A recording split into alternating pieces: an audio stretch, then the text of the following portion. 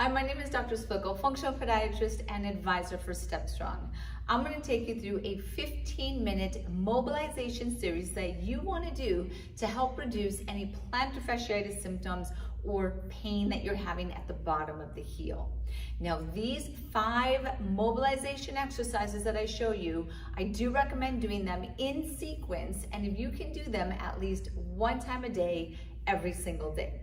Now, that first release technique is going to be to the bottom of the foot. For this, I'm going to be using half of a neuro ball. If you do not have a neuro ball, you could use a lacrosse ball, a golf ball, or any other foot release tool that you may have.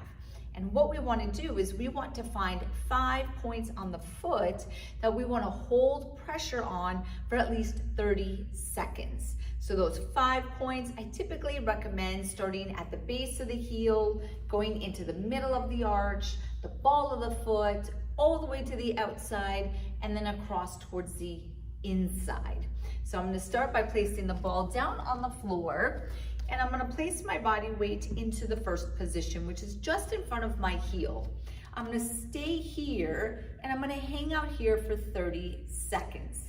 Now, for all 5 of these points on both of our feet, you could of course do this on both feet, not just the symptomatic side. You want to stay here, nice and relaxed and breathing. After 30 seconds in position 1, we're then going to go to position number 2, and we're going to hold here. Again, nice and relaxed, holding there for 30 seconds. I'm going to go to position 3, which is the ball of the foot. Your plantar fascia actually runs across the entire arch of the foot and inserts into the base of the toes. So by doing a release at the forefoot or the ball of the foot, you're also getting a really good plantar fascial release. After 30 seconds here, I'm going to go all the way to the outside of my foot. This is going to be position number 4. And then position number 5 is going to be on the inside. So we got 5 points in the bottom of the foot. We're doing for sure the side that has the heel pain, but you can of course do this on both sides. And you are using something like a golf ball, neuro ball, or lacrosse ball, holding 30 seconds per point. Now, after we do this trigger point release to the bottom of the foot, we're going to follow that immediately with your mobilization number 2. This is going to be a plantar fascial stretch. Now, there's 2 ways that you could do this. First one is you could have a seat in a chair, and then you're going to take your foot, make sure that you are flexing that ankle, and then I'm going to extend my toes back. Of course, you want to do this to all toes, but you really want to be focusing on that big toe as well. This is going to start to place a stretch into the bottom of the heel into that plantar fascia. And then I would hold here for approximately 30 seconds to a minute, and then you can relax, and we'll do another round of it. You're just holding here. Now, it might not feel like that much of a stretch is happening, but you do want to make sure that you are focusing on that area.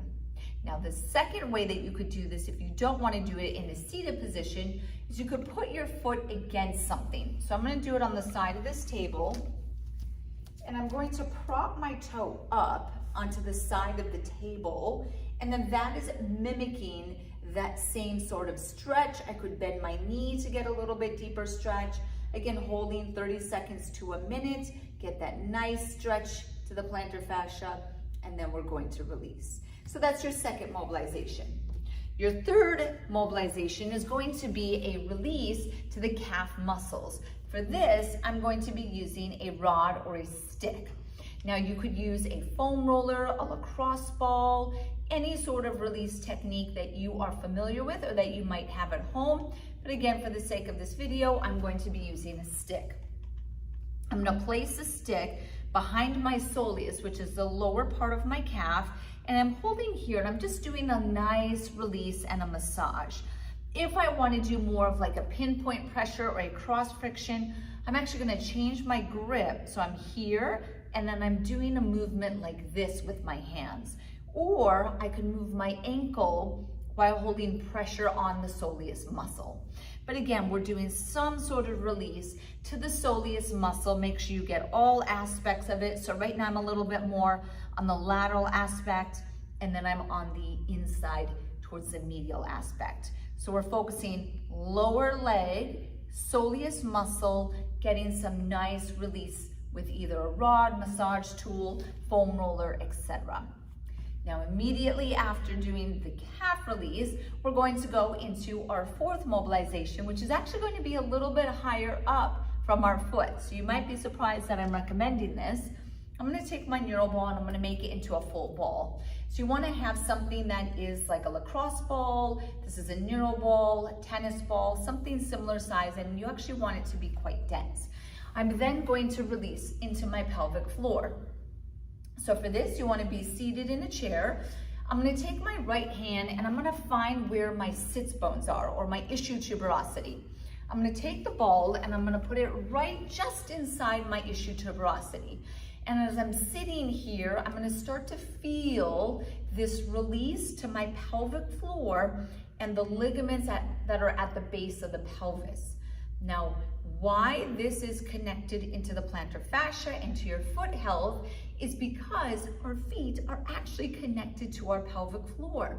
So by getting a release, not just literally at the foot, but higher up into the pelvis, can oftentimes take stress off of the foot as well. So we're going to hang out here for 30 seconds, and then we're going to move our body forward and to the right. So now I'm actually in another position on my pelvic floor or on this ligament. Hang out here for 30 seconds, and then one more time we're going to go forward and to the right. And now I'm just next to my tailbone. You don't want to be on the tailbone, but just next to the tailbone. And I'm hanging out here for 30 seconds, and then we of course want to repeat this on both sides. After I do that pelvic floor mobilization, we're then going to stand back up and we're going to open up the front of our hip, which is our hip flexors.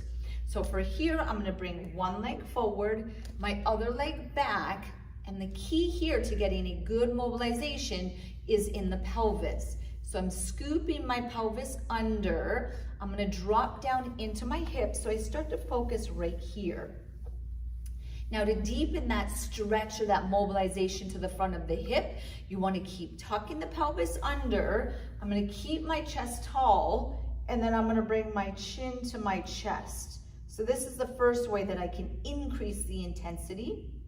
Second way is that I can bring my head back up. I'm still tucking my pelvis under, and then I'm going to raise my arm up and reach to the sky to lengthen into that hip flexor. We want to hold here for approximately 30 seconds to a minute, and then we release, and then we repeat that. Again, you can of course do both sides to make sure that we are getting a good balanced reset. So to recap, those 5 mobilization techniques are going to be the bottom of the foot, getting into the plantar fascia by bending the toes back, getting into our calves, specifically the soleus muscle, and then we work our way up and we're going to release the pelvic floor and then open up the front of our hip. If you do these 5 mobilization exercises in sequence, you can think of it like your 15-minute reset for your plantar fasciitis or your plantar heel pain. Remember to do it every single day, at least 1 time a day. And to get even better results, look at the power of systemic enzymes such as Step Strong to help you to support the body's natural defense against inflammation and chronic tissue injury. To learn more about Step Strong, please visit stepstrong.com. To learn more about how I treat patients, please visit dremilysplickel.com.